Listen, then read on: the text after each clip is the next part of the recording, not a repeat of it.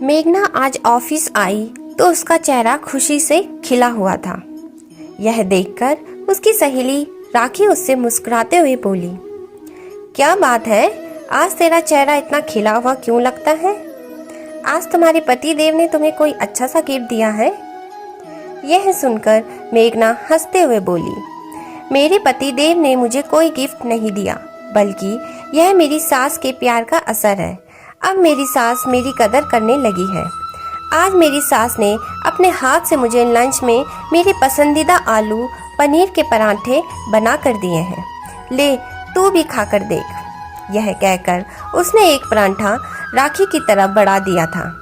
राखी भी खुश होकर पराठा खाने लगी। दरअसल कुछ साल पहले ही मेघना की शादी धूमधाम से मोहित के साथ हुई थी।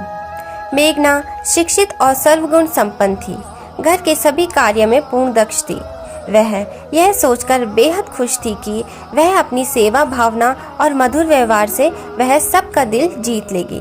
परंतु फिर भी सुबह से शाम तक घर का काम करने के बाद भी उसकी सास उसके काम से खुश नहीं होती थी। वह बेहद फुर्ती से खाना बनाती थी, फिर भी उसकी सास उसके काम की तारीफ करने की बजाय यही कहती, देख कैसे सहजों की तरह टूटे टूटे हाथों से सहज सहज धीरे धीरे काम कर रही है।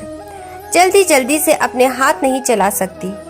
एक बार उसकी ननद पिंकी अपनी सास के साथ अपनी मम्मी से मिलने आई तो वह उनके लिए कई प्रकार के व्यंजन तैयार कर रही थी।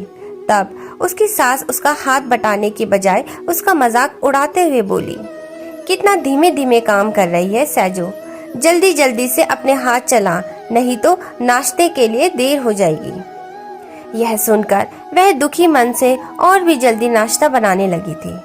नाश्ता करने के लिए उसने नाश्ता लगाया तो उसकी सास एक समोसा खाकर बुरा समूह बनाते हुए बोली, कितने बेकार समोसे बनाए हैं तूने, इनमें कुछ भी स्वाद नहीं है। तभी पिंकी की सास मुस्कुराते हुए उससे बोली, बेटा समोसे तो बहुत स्वाद है, लगता है तुम्हारी सास का जायका खराब है, इसलिए इन्हें तुम्हारे द्वारा बनाए समोसे पसंद नहीं आए। उनकी बात सुनकर मेघना के चेहरे पर मुस्कुराहट आ गई। सबके नाश्ता करने के बाद उसने खाना तैयार किया।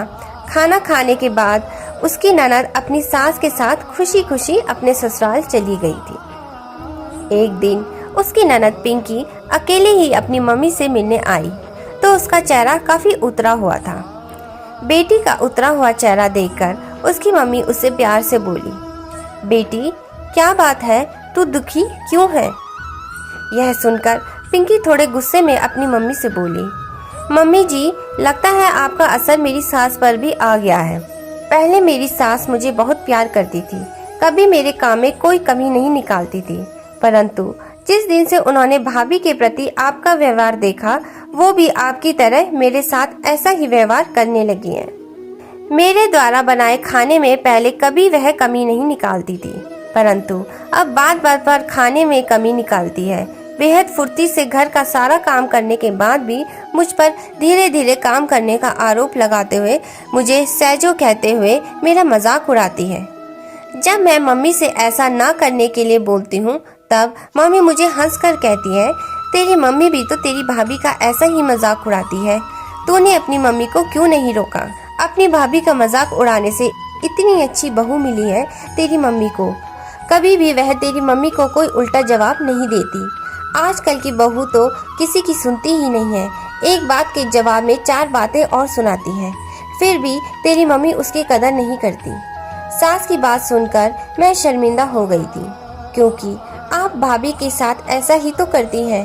काश आप भाभी का मजाक उड़ाने के बजाय उनकी कदर करती तो आज मेरी सास का व्यवहार मेरे प्रति बदलता नहीं, पहले की तरह प्यार और सहयोग भरा होता। मेरी सास मेरे काम में सहयोग करने के साथ साथ मुझे कई बार मेरी पसंद की चीज बनाकर भी खिलाती थी। आप तो दिन भर बिस्तर पर पड़े पड़े बस भाभी पर हुक्म चलाती रहती हो। पिंकी की बातें सुनकर उसकी मम्मी शर्मिंदा हो गई थी और मेघना जो वहीं पर खड़ी सारी बातें सुन रही थी, उसकी आंखें भर आई थी, क्योंकि आज उसकी ननद ने अपनी माँ को अच्छा सबक सिखा दिया था। वरना उससे पहले तो जब उसकी मम्मी मेघना की बुराई करती थी तब वह भी उसका मजाक उड़ाती थी, परंतु जब अपने ऊपर बात आई तो उसे बुरा लग गया था। उसकी मम्मी उसे प्यार से समझाते हुए बोली, आज के बाद मैं तेरी भाभी का मजाक नहीं उड़ाऊंगी, बल्कि उसकी कदर करूंगी। जैसे वह हमें नए नए व्यंजन बनाकर खुशी से खिलाती है, वैसे ही कभी कभी अब से मैं भी उसकी पसंद का खाना बनाया करूंगी, ताकि तेरी सास फिर से पहले की तरह हो जाए। अब तो खुश हो जा, आज मैं तुम दोनों को अपने हाथ से खाना बनाकर खिलाऊंगी।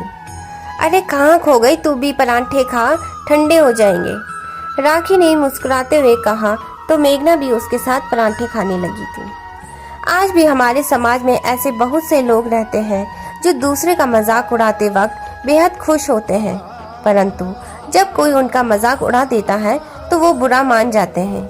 इसलिए किसी का मजाक उड़ाने के बजाय उनकी कदर करो और उसे प्रोत्साहित करो, ताकि समाज के लोग आपकी भी कदर करें, क्योंकि कभी न कभी बुरे आचरण का असर भी लोगों पर पड़ ही जाता है, जिसका शिकार कभी कभी अपना भी बन जाता है।